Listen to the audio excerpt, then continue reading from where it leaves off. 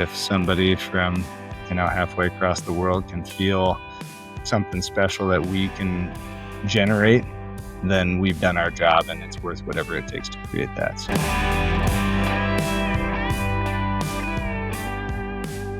And welcome back. We have Nick Dibos out of Greenville, South Carolina. Nick, welcome to Long Run Labs. Thank you. Appreciate it. I'm very excited to be here. Of course, shout out to Rob, who connected us, longtime listener and zero-time caller. But yeah, stoked to chat. Thanks, Rob, for the connect. And as you know, the first question of this podcast is a tough one. That question is, who is Nick? Yeah, thank you. Once again, excited to be here. Feel like I'm standing on the shoulders of some giants and some wonderful people that you've gotten to interview over the years. So this is an honor for sure. Aside from that, my name is Nick Dibos in Greenville, South Carolina. I am the owner of Guts, or Greenville Uptempo Sports. We are a running apparel company here in Greenville, and I am a lifelong runner. Grew up in Tracktown, USA, Eugene, Oregon. So have a lot of just track culture in my blood, a lot of Nike in my blood, and getting to share a little bit of that in Greenville has been probably the greatest joy of my life up until this moment. So I'm excited to talk about Guts a little bit today, talk about being a runner, an amateur runner at that, but nonetheless very passionate about it, and go from there. So growing up in Eugene, you must have, popped out of the hospital with your shoes on, ready to run. What was it like growing up in a place like that? Yeah, when it's in your backyard, I think we were, for the most part, living about 8 miles away from Hayward Field. We had a Sunday evening church routine where my dad would bring his running clothes to church, and afterwards he would do a track workout when, Hayward was the wooden grandstands, and my brothers and I would just tackle each other on the the pole vault mats while he did his workout. And so that was kind of how I grew up. And we did basket crew for all the, Prefontaine meets, or the pre-classic, and all the U of O track meets. So we were always up and close with runners and helping them put their bibs on and taking their sweaty clothes to the finish line. And it was part of what you do in Eugene. And being a runner there was special. And I think part of the biggest dichotomy of growing up in such an elite running town is that there maybe was a lack of culture around the amateur running scene. If you weren't running for the U of O, or if you weren't in town from all around the world for the pre-classic or the Olympic trials, running was kind of quiet in Eugene. They really do a great job of creating a hyped up culture during those special weekends. But I think whether it be a change of times or the scenery itself, I'm now in Greenville, South Carolina, where it doesn't matter if you can run a 5-minute mile or a 15-minute mile. The level of dedication and passion for the sport, particularly in a social format, is kind of at a next level that I never experienced before, despite coming from Eugene. So I find that quite interesting, actually. Yeah, talk to me more about the social aspect of running. And we've seen the explosion of run clubs and brands that have been built off the back of a community.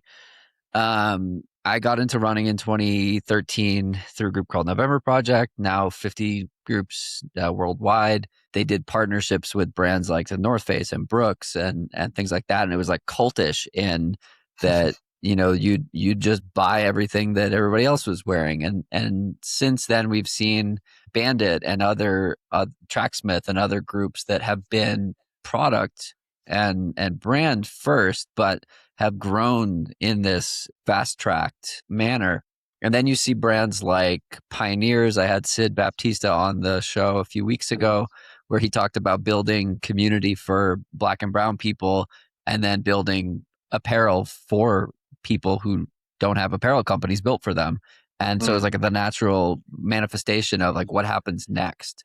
So I'm with all of that in context, I'm curious to dive further into your experience of Eugene versus Greenville, and now building an apparel brand yourself. Yeah, yeah, and you know, I'm the kind of guy that actually met my wife running, because as a runner, I was, more confident to ask her out on a run than I was to dinner. So, lo and behold, it worked, and I think that's probably what we're experiencing most in. Maybe it's a post-COVID era. Maybe it was just, about to bubble over, and now's the time. But I've read countless studies on the concept of, if you're single and you're, I guess, looking to build a relationship, or single or not, Looking for your soulmate yeah, in looking every for your sense. soulmate. You don't do it at the bar, you do it at the run club, right? And I can't say that maybe that's my experience. I think the crowd that I tend to keep on a normal basis is more of a training club, always looking for the next marathon to train together for, versus looking to mingle and enjoy that style of time. But yeah, I think it's a lifestyle, right? It's no longer just a workout, just a pain, just a struggle. It's now the way to get together, the way to sign up with your friends and family and colleagues to do something uncomfortable that has reward at the end of the rainbow. And it's obvious if you start looking at even this year's New York Marathon acceptance rate, that the demand has never been higher. And I think that's just a testament to the collective components that are charging this up, whether it be, great companies like Bandit and Tracksmith that are punching into the marketplace and doing a really good job at storytelling, and just lifting up the silent story of a runner that puts in the miles and is shooting for a time that is sometimes irrelevant. And I do think that's what we are leaning into here in Greenville, is that we've got runners in every corner, and there's really a special opportunity to be a part of something bigger than yourself, and to choose to do an uncomfortable thing to get a result in whatever you're looking for in life, that has more fruit to it than than not choosing that. How did you decide to make it your career though? You were a pharmacist and a real estate investor, and now you're a small business owner of an apparel brand that you've been building for the last couple of years. What did that evolution look like for you? Yeah. Well, to get a little serious for a second, we actually found ourselves here in Greenville, because we adopted a sweet little girl named Keely, who has a medical condition where she may or may not walk, but is in a cute little pink wheelchair. And we're walking through a season of our life, understanding what it's going to be like to raise, a daughter that will be wheelchair bound while her siblings are running around and while mom and dad are running marathons.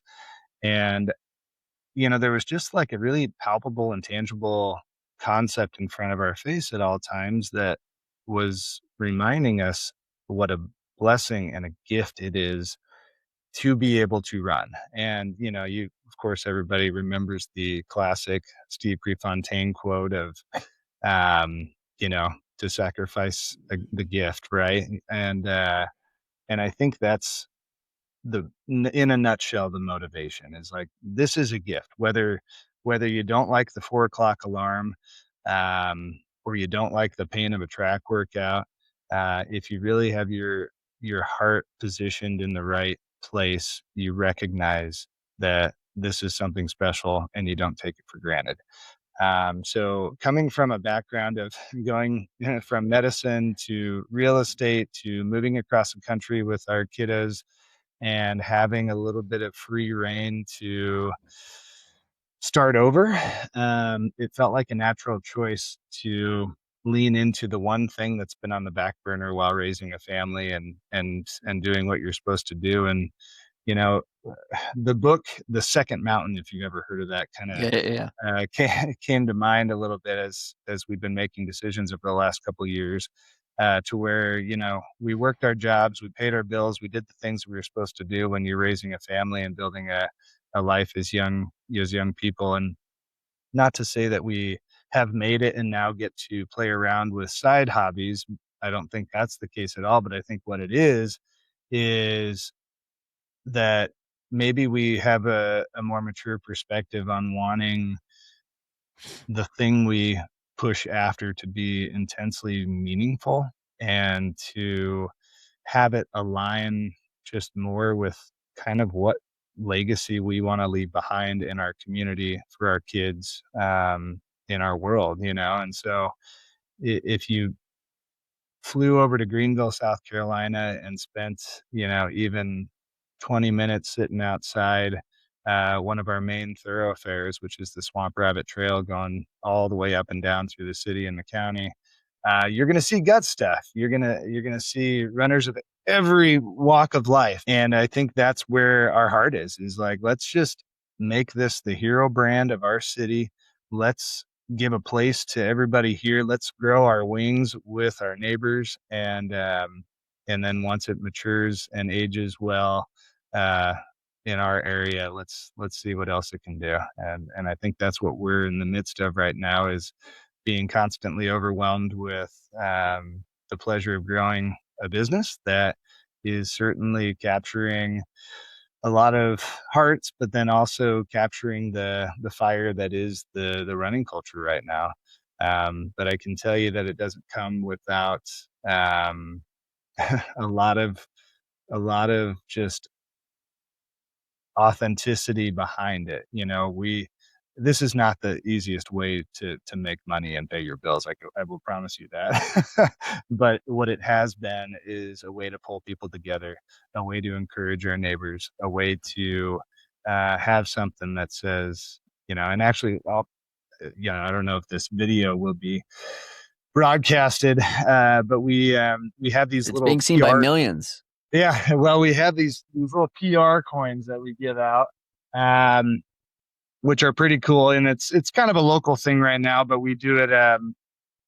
Maybe it won't be for long, but um, when our you see that Yep. little PR coins, Gut, South Carolina, we give these out to all of our local runners here that PR and local races in the county, and you see them dangling on their keychains, and darn it, they're quite proud of those. So I think that alone is just like, man, you you did it, and we and that's why we're here.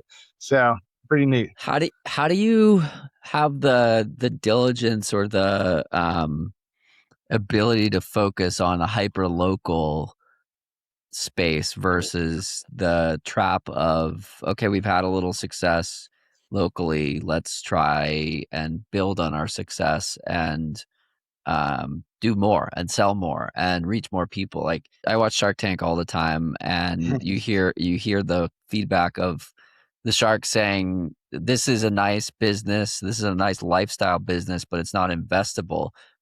But they mean that in the best way possible. Like, Yeah. in my opinion, I feel like a business owner operator who is able to hit, $1 million or $2 million in sales, $500,000 in sales, while netting, at least 20% margin, you've won. Like, Yeah. you've broken the rat race, and you've started something that you love, and Hmm. it pays you enough to pay your bills. And doesn't mean it's easy, but you don't answer to very many people. You don't have tons of investors at that stage, and nobody is demanding you become $100 million business.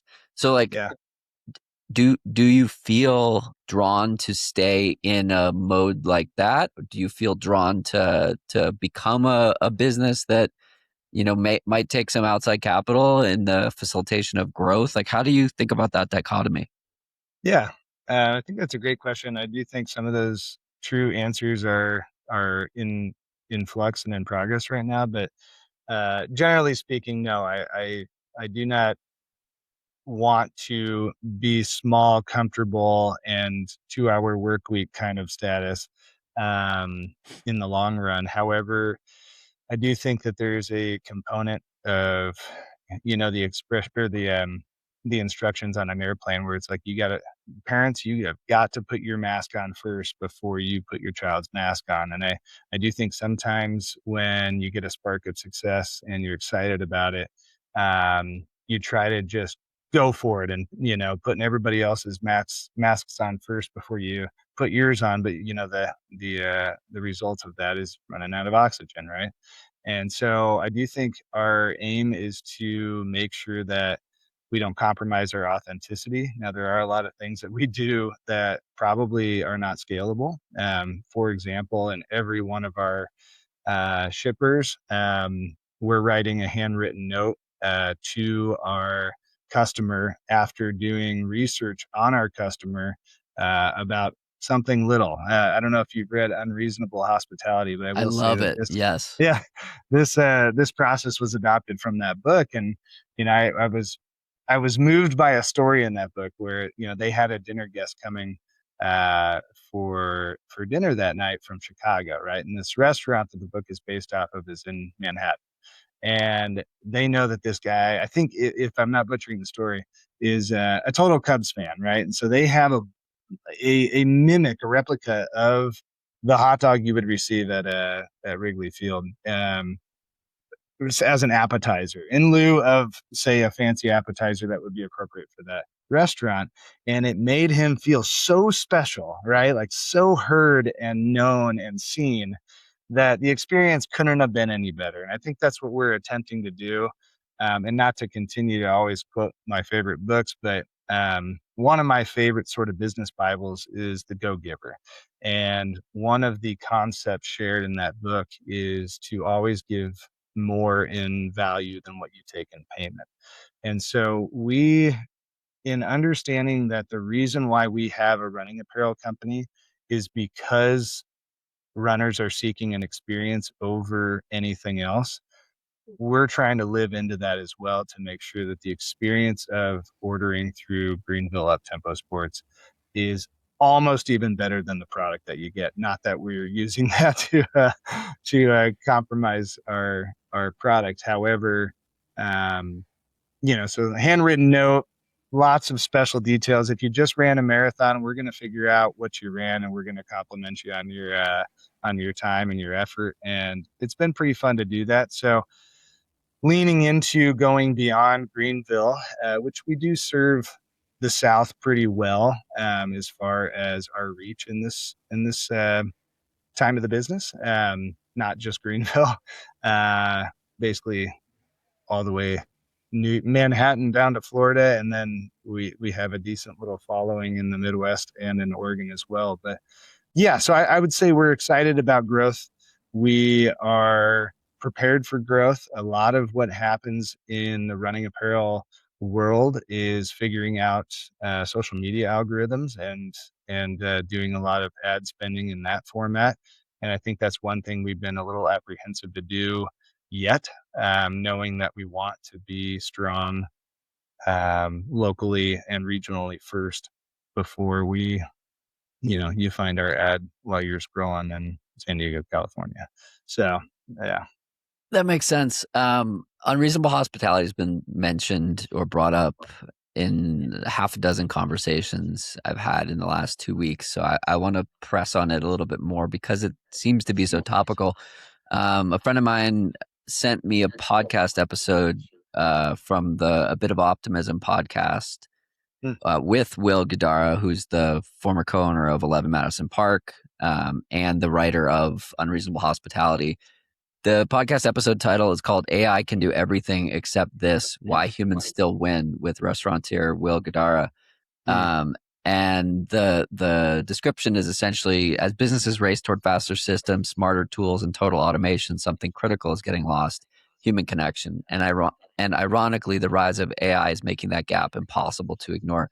The thesis of the conversation was effectively like human connection will become a luxury, and it will be a point of differentiation. And so in an environment where supermarkets become automated, like the ability to go into Whole Foods and speak to a person becomes a luxury, Mm. which is crazy to think about, that these people who are stocking shelves are a positive differentiator in a world where, you go into an airport and you could, or a train station, you can pick up an item and walk out with it and it will bill your credit card. Like I had this experience in Mm, a train station in Florida where you swipe your credit card in, you walk through, you pick up whatever you want, and you leave, and you never speak to a person, and it just sends you like it just charges you because it knows what you've picked up. So going back to the human component and the unreasonable hospitality that you're displaying, where does that come from? Where does the desire to do that originate? And why are you choosing unscalable tactics to help grow your business or define your business? And I ask that because I want more people to do it, and I want you to make um, a statement as to like you're a business owner and you've chosen to do something like this. Why? yeah. Unscalable is probably the word that gets used often, but is possibly the challenge to be had, right? Um, we think unscalable because the third party fulfillment companies are never going to have somebody sit down and do customer research and write a handwritten note. It's not feasible. So I think to answer your question most effectively, it's like the business owners that are willing to be told by a bank it's impossible, or be told by the investor or the customer or whatever it's impossible. um 99% of people are going to turn away and be like, well, can't do that. And then I would assume that the 1% are going to say, I bet I can find a way. And so I think that's what we're after, is making sure that we exhaust that option until we're blue in the face. Because if it's important to you, you will make it happen. Your money is where your heart is, and I think that's where we are trying to make sure that we don't lose the touch. Because I think that if somebody from halfway across the world can feel something special that we can generate, then we've done our job, and it's worth whatever it takes to create that. So, um, yeah. Mm, Going back to what you were saying about the unscalable piece, I feel like we've heard so many stories of brands that or brand builders that have started building their brand by doing the grunt work and doing the things that don't scale, and it ends up mhm, defining the DNA of the brand. And it's the top down kind of servant leadership model mhm, where you're the CEO, but you clean toilets, and you're the CEO, but you respond to hello at emails. And you can't do that if you're Jensen Huang running the biggest company in the world, but you can do that if you're building a startup. right. But again, look at Jensen. He was like, he came up on the totem pole of building brands and doing all of Mhm, the things along the mm, way. You look at these like comically lengthy LinkedIn bios of someone who was like janitor and then made their way up to CEO, or like intern and then becomes the president of the division or something like that. And so many of these people have cut their teeth on doing things that don't scale or whatnot. Those experiences lead them to a place where you can't train that you can train that unreasonable hospitality. It is trainable. You can't scale it, mm, and the infusion of that into into the DNA of the business, that becomes a differentiator, in my opinion. mhm. Yeah, I would imagine that there's an absolute art to being able to do this effectively. Have I mastered this art? No. Would that be what I am aiming to achieve? Yes. For those out there that are listening to this that have gone before me and have attempted some of these um, challenging uphill battles, would love to know how you did it successfully or failed with great lessons. So, That's the thing. It's like surrounding yourself with people who are in the arena and have built before or are building alongside you. It's like Nobody has nobody has all the answers, but it's about finding people who can help you ask the right questions. Absolutely. Very good point. I guess that's a shameless plug for the Huddle, which is a peer community that I'm building, where it is all about getting in a room with the right people and people who can help, again, who don't have the answers, but can help ask the right questions Mm. in the spirit of like, how do we do this? How do we do that? Well, let's unpack it and let's workshop it along the way. Mm. That's a great idea. Have you initiated that yet? Yes, I have. We've been live in Boulder for 2 months. We have a small cohort of people here, and we're building a virtual group as well. So we should we should chat offline on that because I think you'd be a great fit. And we have a budding East Coast contingent that's being built out in real time. So we should chat Fantastic. on that Love it. later. Sounds good. Um, okay, so back to running. When you decide you want to build a running apparel brand, what does day zero look like? What does day one look like? Yeah. So upon moving to Greenville, South Carolina, I got connected with a group of guys that have changed my life in a lot of ways, and I think a big part of it is just watching what a grown man with a job and a marriage and children and obligations, prioritizing something that is very special and rewarding for them, which is meeting at 5 in the morning and training together with efficiency and great discipline. And so I jumped into a great, wonderful group here.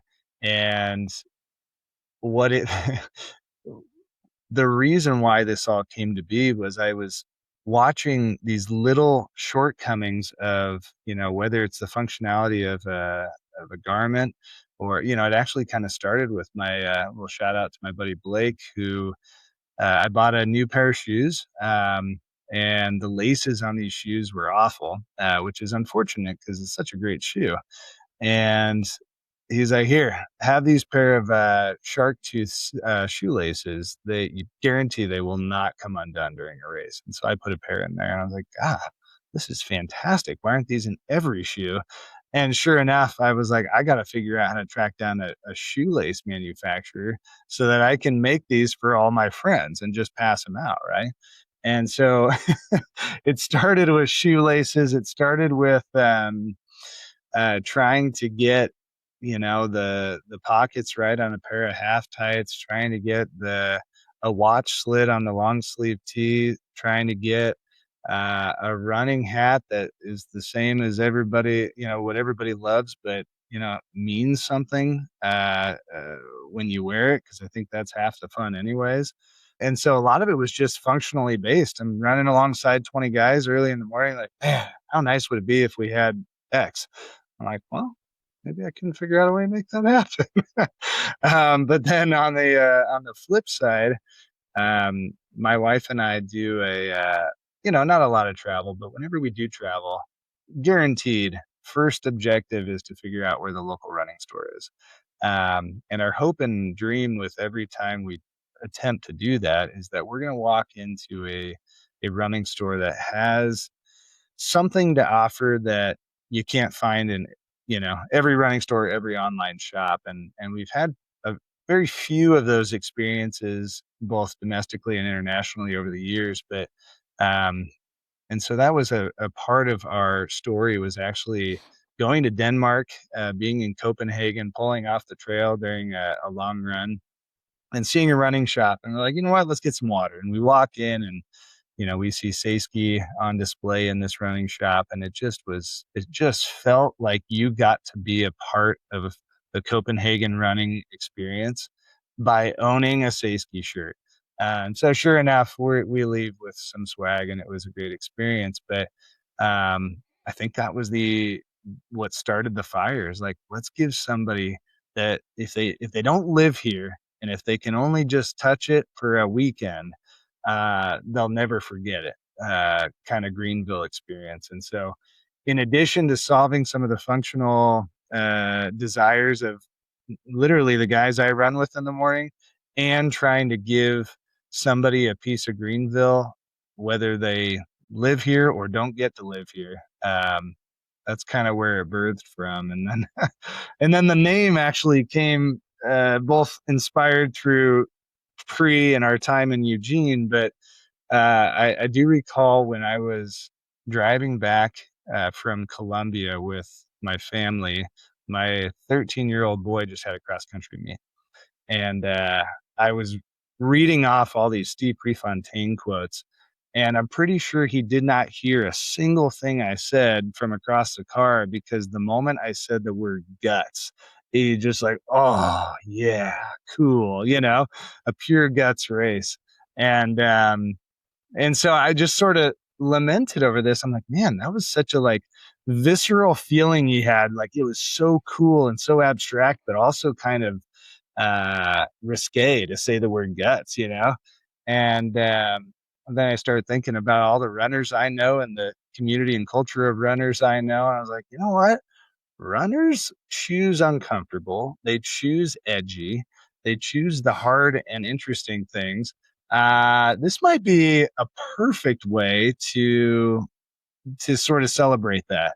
I just got to figure out how to make sense of it. And then, of course, the Greenville Uptempo Sports was birthed out of it, also with a strategic approach to hopefully open other lines, maybe in the cycling world or beyond running. But yeah, that's kind of the in the nutshell approach for Guts at this point. Yeah, you're talking about affinity, right? What you put on your body is a signal of what you care about. I'm Mm. wearing a hat for those who are listening online or listening in their earphones. You can watch this on YouTube and you can see what I'm talking about, but I'm wearing a hat that says SFRC. And that's San Francisco Running Company. And the number of times, and it's like the pinnacle of the Bay Area trail scene. And so Mm. anyone who is a runner in San Francisco has been in that store, knows about that store, knows about the history, knows about what they've done for the community. And the number of times I've been anywhere in the US and someone was like, "Oh, wearing this hat." Someone's like, "SFRC, I know that place." It's an instant connection, and I've had that happen in Colorado. I've had that happen in Texas. I've had it happen in Florida, and really all over the country, and about as far away from California as you can be. It happened in Maine, um, and so to me, it's this signal. It's like why Rafa has been so successful, or it's why Tracksmith has been so successful. It's this signal that you're putting up. You're holding a Dunkin' Donuts coffee versus a Starbucks. Like it means something. If you're holding the Dunkin' iced coffee in the winter, like you're a hardy New Englander. And so I think that the brands that are able to have the logo or the name be something more than just a swoosh or just whatever it is, like that's the holy grail of brand building and brand Mm. marketing, right? When you feel like you're a part of something. I'm Hmm. doing some consulting for I work with a company called Eternal, and it's a high performance healthcare model. And um, I talk to a lot of people in Marin and Mill Valley, and a lot of the feedback from these people is like, you've created a club that I want to be a part of. And Mm. that's just the perception from the website and from the positioning, but like ultimately that's the vibe that the brand is going for. Like they want you to feel like you want to be a part of this. They want it to feel exclusive, and but you can join. Hmm. But that's the North Star, right? Like how do we build something that makes people feel something? Mm. So for you, was it really just like you were in it and in the community and building something as a connective tissue? I see on your website you have a video of the mayor. Every city has runners, but very few have someone who holds them together. In Greenville, that person is known as the mayor. His leadership isn't loud, it's steady, authentic, it's showing up again and again when it matters most. Like to be embedded in a community, like that's the only way you can get that title or you can get into that level of affinity with your community. How did you do it? Yeah, I think the word that is screaming in my mind right now is to celebrate. and you'll see that we're in the midst of a series that is essentially celebrating our local running heroes, right? The mayor is a great example. You can identify him by his long flowing hair and his beard while he's out on the trail, but he has shared more miles with more runners in our city than you would believe. And for some, he's an urban legend, and for others, he is actually their his training partner. And so, um, it falls back in line with kind of your hat. It's like it has meaning. It's worth representing beyond just a cool brand because it tells a story, and there's heartbeats behind that story. And I think that's what I've heard it said before to use your unfair advantages, right? And so, as a small running apparel company, what is my unfair advantage? What can I do that Nike can't do? And I would argue that my unfair advantage is that I can feel the heartbeat intimately of the running culture that is around me, and I can do something about it as far as supporting it, celebrating it, honoring the people that are in fact building it 1 mile at a time, and I do think that there's a lot of value to that. I mean, I'm gonna reach around here and grab. Uh, Here's a kind of like yours, a Run GBL hat, right? Run Greenville. It's got all the actual streets of our city and county on there. And even that alone is just like it means something. The amount of times we've seen somebody leave Greenville to go to Chattanooga or New York or Denver or Phoenix and run their marathon or their race or their triathlon, they get to take it with them and sort of throw up some rep points from where they're at back home. So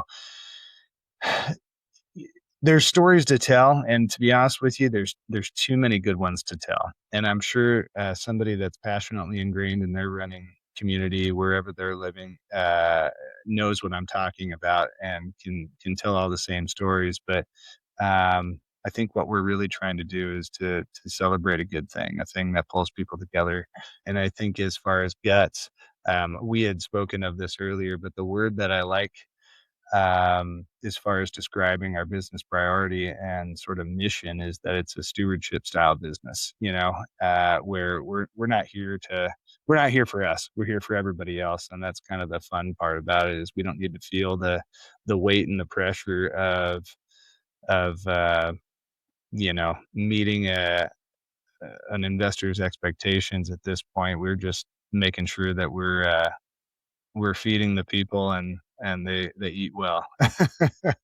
How do you have the the discipline to continue with that approach in light of the fact that like runners are competitive and there's so much overlap in business and entrepreneurship, and it's easy to compare year over year or look at growth, and similar to how you look at running, like, are you running more miles than the year before? Are you running faster than the year before? Has your PR come down?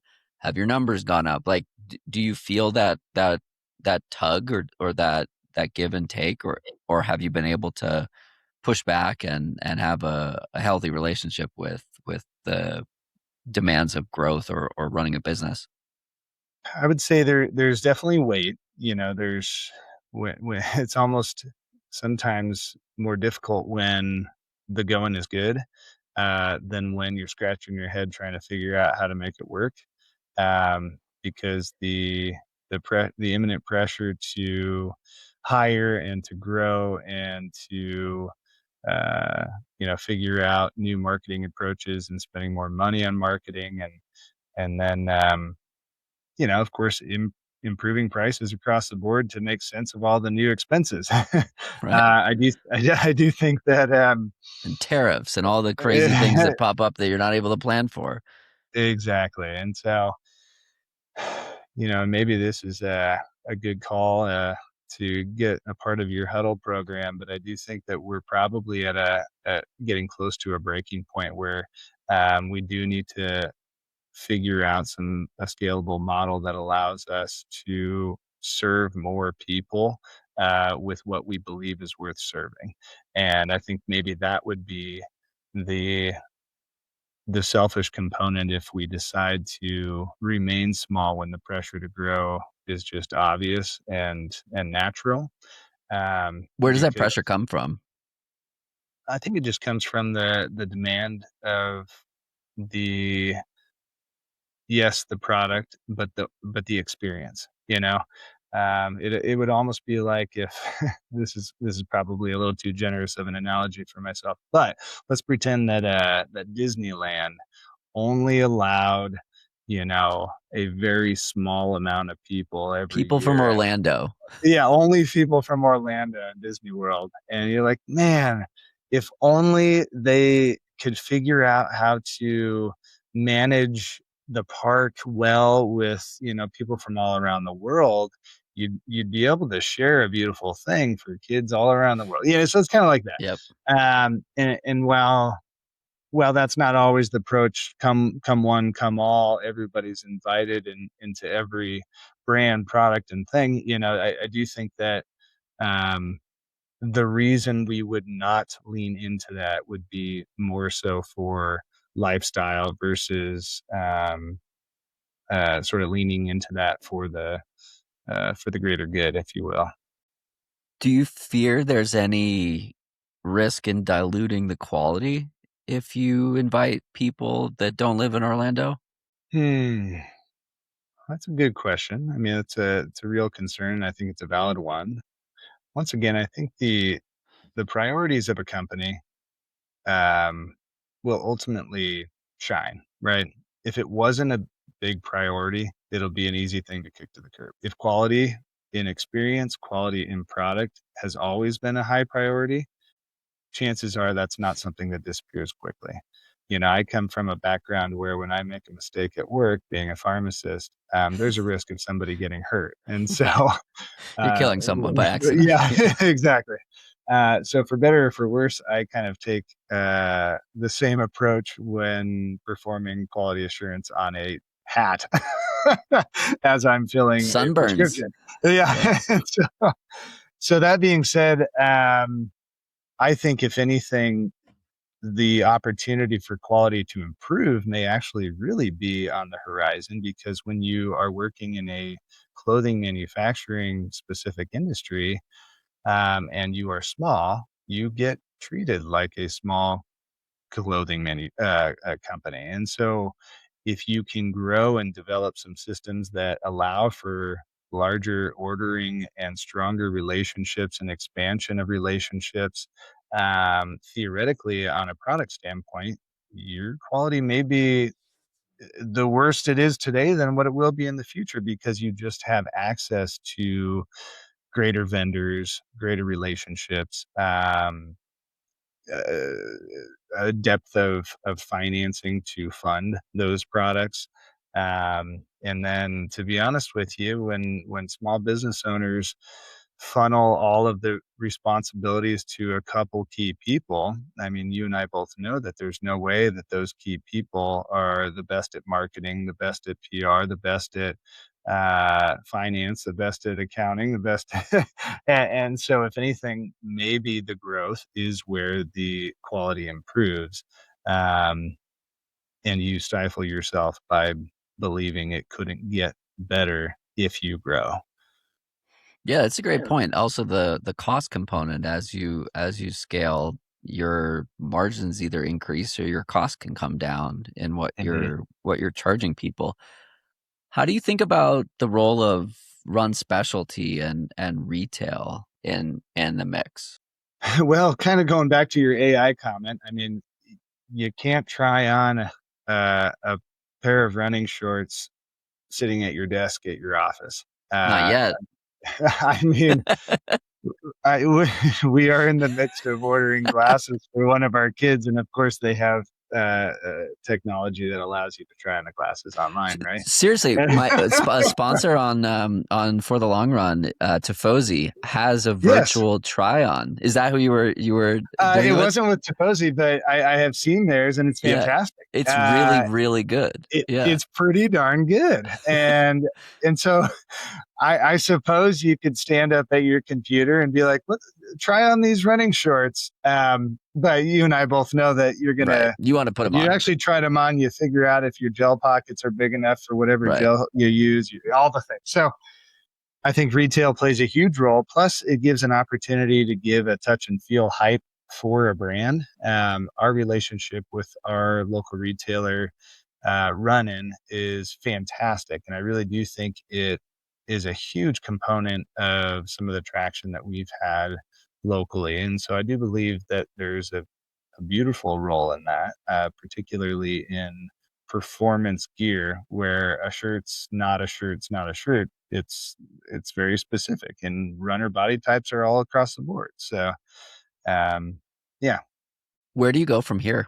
How do you make decisions around expansion and growth? How do you think about a thought partner in this? Like what is going through your head on a, if you're thinking about what 2027 looks like, how are you making Mhm. those decisions? Yeah.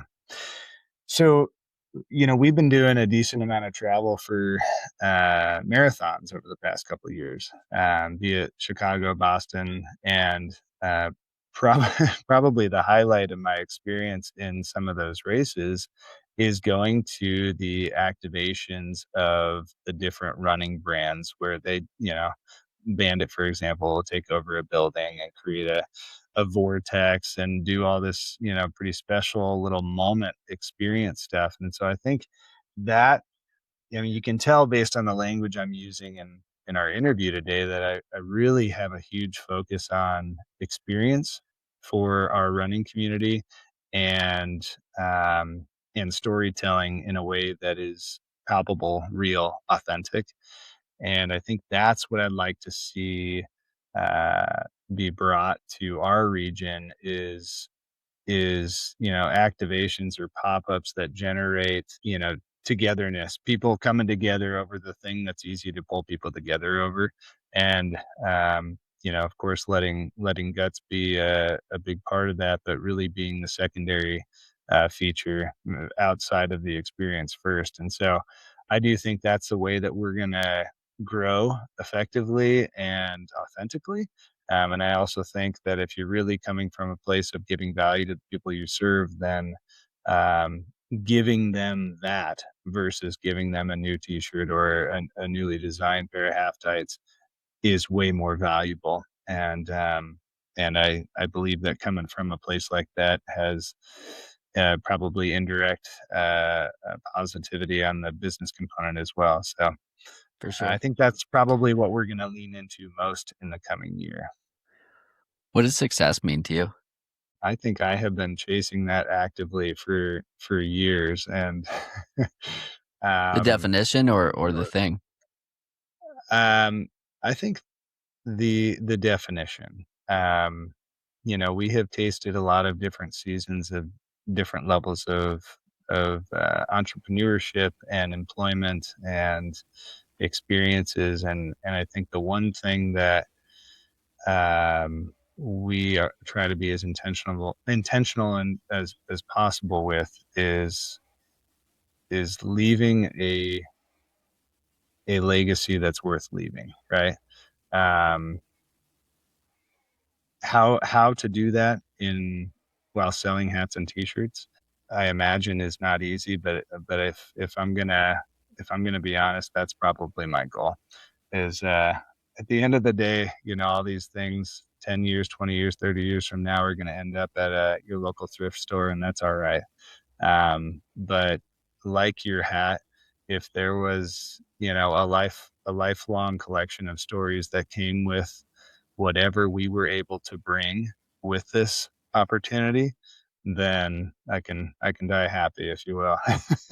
You're building a product, you're creating products, but you're building a community and you're creating a like the outcome is an intangible feeling versus a hat or a shirt that allows you to do the thing. The thing is what is the vehicle to it's a vehicle, right? You're you're Mhm. you're selling a vehicle to feel something. And that's ultimately like what marketing is and what brand building is at its core. Mm. Yeah, I like it. I don't know why I thought of this. Probably a bad analogy, but it kind of reminds me of ketchup when you're a kid, right? It's like your only goal is to consume as much ketchup as possible. But it's like culturally not okay to just eat ketchup. So you got to have a vehicle to do it. We'll just call the ketchup the running community that has your heart.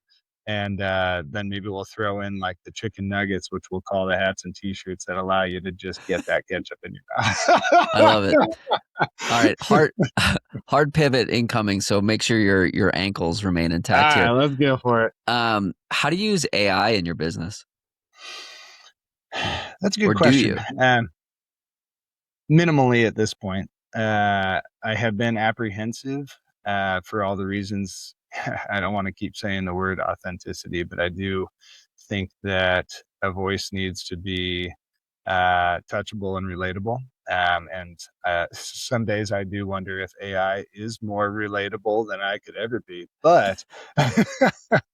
Um, but yes, I mean, we use it minimally for, you know, ideas and product description and stuff like that. But I think as far as using it, here, here's the tricky part. If you live in Greenville and you look at our, content, you either know who it is or you know that they are a real person that's doing the real work and getting the real results and is a part of it. And don't get me wrong, I put Guts Apparel on an AI runner running through a beautiful countryside, and it looked better than anything I could have created myself. And I'm like, man, that's just gorgeous. And yet a part of me still maybe is a little apprehensive to, you know, steer away from being anything other than just like real. Even if real is sweaty, gross, nasty, sweaty, I'd rather that than polished and shiny sometimes. But I do recognize that there is a huge opportunity for AI in ways that I probably don't understand yet, that can create efficiencies and scaling that would ultimately solve some of the Disney World concept that we discussed. So I should turn that back on you. Not that I want to do this to you, but how are you using AI and do you like it?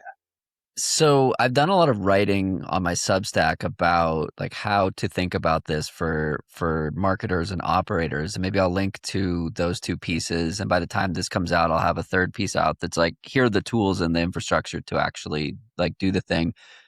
In one of the pieces I wrote, like step one is like using it for copy and using it to answer questions and having a disjointed lack of congruency experience with it, where it doesn't know your context, it doesn't know who you are, it doesn't know, but you just ask it questions.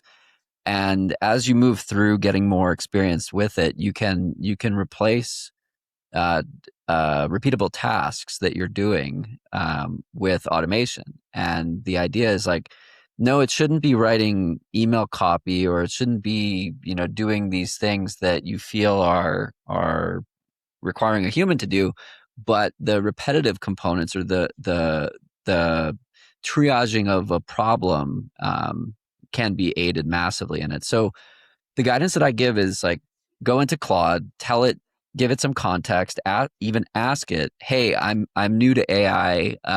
Ask me the questions that you need to help establish context, and then ask me about my business, and I'll tell you what I do on a regular basis, and you tell me where we can create efficiencies. And so like piece two, part two of the article I wrote, the guidance at the end was basically like, copy and paste this entire article into Claude and ask it to help me create efficiencies in my business based on what you've just read. And if you Mm, don't have enough context, ask me the questions that you need to ask in order to understand enough context. So for example, yesterday, I have a contractor. So I run a podcast network where I have 35 shows where I'm doing partnerships for them. And I have a contractor, shout out to Stevie, who is responsible for managing the deliverables and the reporting back to the brands, because I'm not a detail person, but she is. And so I get paid by the brands, and then I distribute the pay to the podcast hosts. And so I have some months where I'm collecting like $50,000, and then redistributing that, and I keep a commission on it, and then I pay a percentage of my commission to Stevie. So Stevie asked, as she should, can you help me understand cash flow and when I should expect to be receiving payments? Now I have 15 partnerships that are currently live.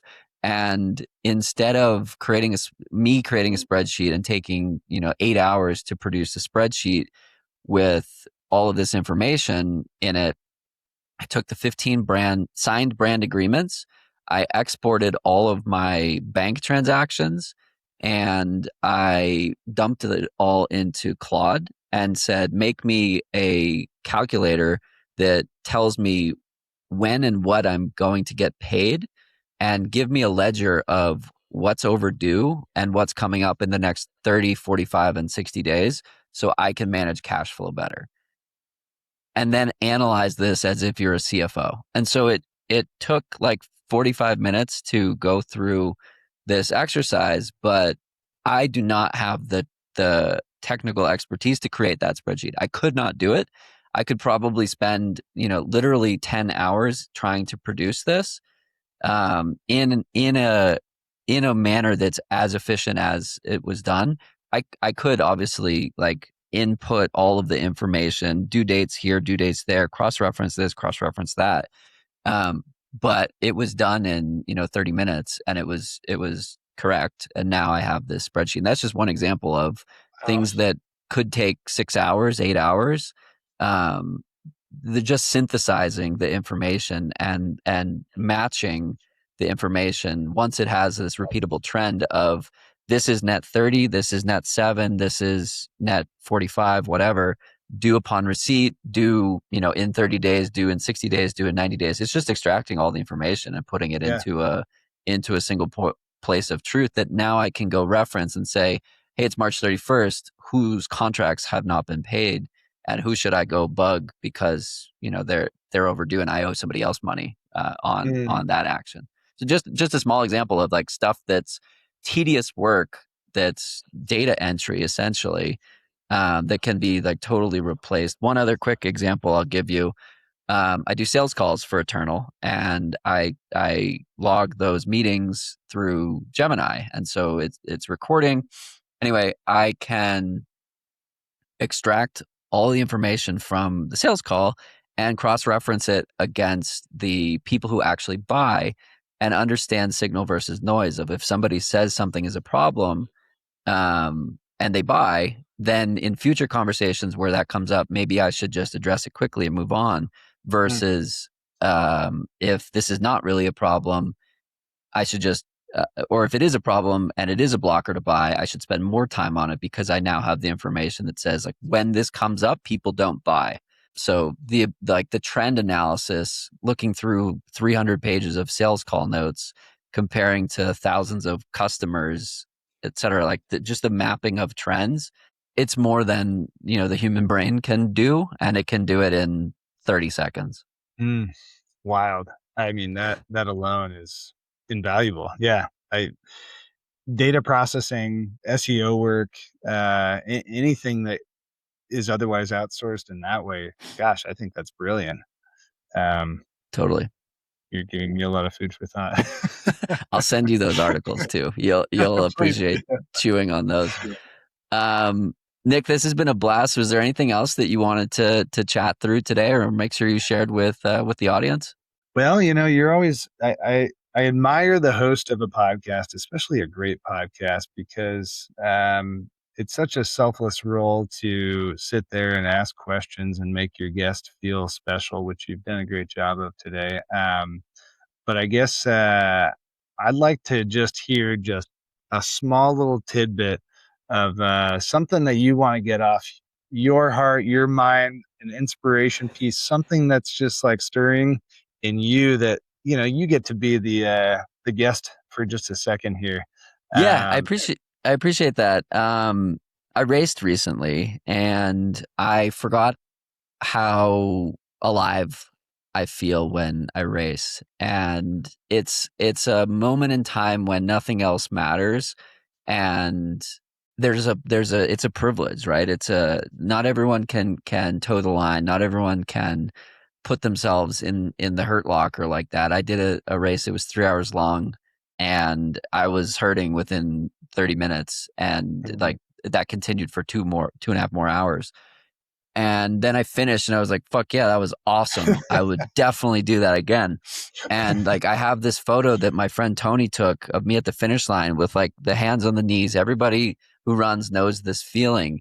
And it's like in that moment, you are so alive. So the call to action is like, get out there, put yourself in a position to feel that and feel alive, because we're in this society where like, yeah, life is hard, but very rarely is it like you're on the line or you're on the edge. And running and racing gives us the opportunity to really put yourself at the edge of your limits and your potential, and it's got it. Like, we should do more of it. It's incredible.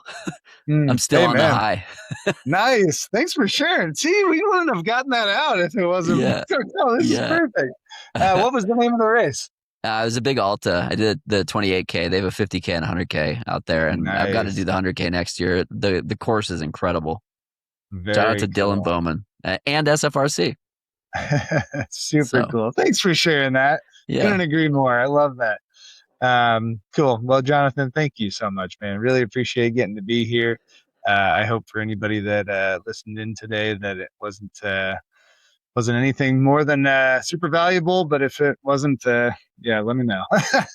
awesome, Nick. Appreciate it, and Rob, appreciate the connection here. That was a great one. So Thanks, Rob. thank you, and yeah, we'll see you out there. Sounds great. Cheers. Cool.